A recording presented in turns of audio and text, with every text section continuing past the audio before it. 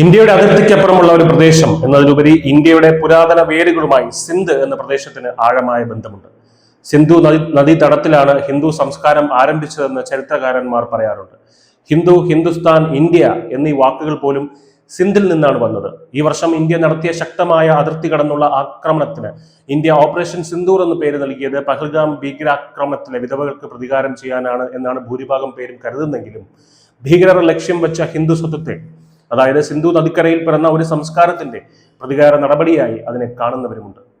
ഇപ്പോൾ പ്രതിരോധ മന്ത്രി രാജ്നാഥ് സിംഗിന്റെ സിന്ധിനെ കുറിച്ചുള്ള ഏറ്റവും പുതിയ പരാമർശങ്ങളാണ് ഈ വിഷയം വീണ്ടും ദേശീയ ചർച്ചകളിലേക്ക് കൊണ്ടുവന്നിരിക്കുന്നത്. ഡൽഹിയിൽ നടന്ന ഒരു സിന്ധി കൺവെൻഷനിൽ സംസാരിക്കവേ സിംഗ് പറഞ്ഞത്, സിന്ധ് ഇന്ന് പാകിസ്ഥാനിലാണെങ്കിലും വൈകാരികമായും സാംസ്കാരികമായും അത് ഇന്നും ഇന്ത്യയുടേതാണെന്നാണ്. ഇന്ത്യ പാക് വിഭജന സമയത്ത് ഇന്ത്യയിലേക്ക് പലായനം ചെയ്ത സിന്ധി ഹിന്ദുക്കൾ അവരുടെ മനോഹരമായ ഓർമ്മകളും ആചാരങ്ങളും ഇന്ത്യയിലേക്ക് കൊണ്ടുവന്നതിനെ പറ്റിയും അദ്ദേഹം ഓർമ്മിപ്പിച്ചു.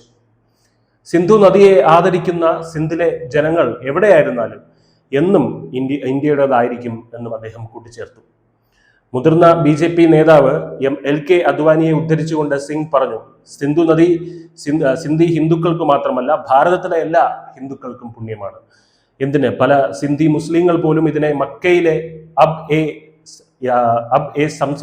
സംസമിനെ പോലെ പരിശുദ്ധമായി കണക്കാക്കുന്നു.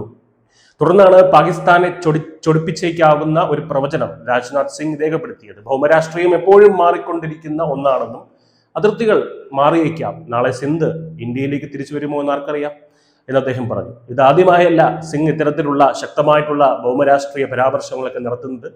സെപ്റ്റംബർ 22-ന് മൊറോക്കോയിൽ അദ്ദേഹം പാക് അധിനിവേശ കാശ്മീരിലെ ജനങ്ങൾക്കിടയിലെ വർദ്ധിച്ചു വരുന്ന അതിർത്തി ചൂണ്ടിക്കാട്ടി POK ബലപ്രയോഗമില്ലാതെ തന്നെ ഇന്ത്യയിലേക്ക് തിരിച്ചു വന്നോളും എന്ന് പറഞ്ഞിരുന്നു. സിംഗിന്റെ ഈ അഭിപ്രായങ്ങൾ പാകിസ്ഥാനെ അന്ന് നന്നായി ചൊടിപ്പിച്ചിരുന്നു. ഇന്നത്തെ ഈ വൈകാരിക ബന്ധം മനസ്സിലാക്കാൻ, സിന്ധുമായിട്ടുള്ള വൈകാരിക ബന്ധം മനസ്സിലാക്കാൻ നമ്മൾ ചരിത്രത്തിലേക്ക് കൂടി തിരിഞ്ഞു നോക്കേണ്ടതായിട്ടുണ്ട്. 1947 വിഭജന സമയത്ത് താർ മരുഭൂമി ഉൾപ്പെടെയുള്ള ചരിത്രപരമായ 2 ലക്ഷം ചതുരശ്ര കിലോമീറ്റർ സിന്ധ് പ്രദേശം പാകിസ്ഥാന്റെ ഭാഗമായി. വിഭജന ആക്രമണങ്ങൾക്കും പലായനത്തിനും സാംസ്കാരിക മുറിവുകൾക്കും അത് കാരണമായി. തദ്ദേശീയരായ സിന്ധി മുസ്ലിങ്ങൾ പുതുതായി എത്തിയ ഇന്ത്യൻ മുസ്ലിങ്ങളോട് അധികം സ്വാഗതാർഹമായിരുന്നില്ല. അതേസമയം പല മധ്യവർഗ സിന്ധി ഹിന്ദുക്കളും ഇന്ത്യയിലേക്ക് പലായനം ചെയ്യുകയും ചെയ്തു. 1936-ന് മുൻപ് ഗുജറാത്ത്, മഹാരാഷ്ട്ര അടങ്ങുന്ന പ്രൊവിൻസിന്റെ ഭാഗമായിരുന്നു സിന്ധ്. 1936-ൽ ഗുജറാത്തി മഹാരാഷ്ട്ര ആധിപത്യത്തിന്റെ കീഴിൽ തങ്ങളുടെ അവകാശങ്ങൾ അവഗണിക്കപ്പെടുന്നു എന്ന് ഹിന്ദുക്കളും മുസ്ലിങ്ങളും ഒരുപോലെ പരാതികൾ ഉയർത്തിയതിനെ തുടർന്നാണ് ബോംബെ പ്രവിശ്യയിൽ നിന്ന് സിന്ധിനെ വേർതിരിക്കുന്നത്. എന്നാൽ പ്രവിശ്യയായി അത് ഒരു പ്രത്യേക പ്രവിശ്യയായി മാറിയതിന് തൊട്ടു പിന്നാലെ സിന്ധ് പ്രദേശത്തിലെ രാഷ്ട്രീയ സാഹചര്യം ആകെ മാറി. മുഹമ്മദ് അലി ജിന്നയുടെ നേതൃത്വത്തിൽ മുസ്ലിം ലീഗിന്റെ കറാച്ചി സമ്മേളനത്തിൽ 1938-ൽ പാകിസ്ഥാന് വേണ്ടിയുള്ള ആവശ്യം ആദ്യമായി ഉന്നയിച്ചത് സിന്ധിൽ നിന്നായിരുന്നു. 1942-ൽ സിന്ധ് അസംബ്ലി പാകിസ്ഥാനെ പിന്തുണച്ചുകൊണ്ട് പ്രമേയം പാസാക്കി. 1947-ൽ തങ്ങളെ കാത്തിരുന്ന ദുരിതപൂർണമായ പലായനത്തെക്കുറിച്ചും നഷ്ടങ്ങളെക്കുറിച്ചും സിന്ധി ഹിന്ദുക്കൾ അന്ന് അജ്ഞരായിരുന്നു. വിഭജനത്തിലേക്ക് നയിച്ച സംഭവങ്ങളുടെ ശൃംഖലയിൽ ഹിന്ദുക്കൾക്കിടയിലുള്ള സാംസ്കാരികപരമായ അഭിപ്രായ വ്യത്യാസങ്ങളാൽ ഉടലെടുത്ത ഗുജറാത്ത്, മഹാരാഷ്ട്ര പോലുള്ള പ്രദേശങ്ങളിൽ നിന്നുള്ള സിന്ധിന്റെ വേർപിരിയൽ എങ്ങനെയാണ് രാജ്യത്തിന്റെ വിഭജനത്തിന് തന്നെ കാരണമായി എന്നത് ഇന്നും നമ്മൾ ഓർത്തിരിക്കേണ്ട ഒരു പാഠമാണ്.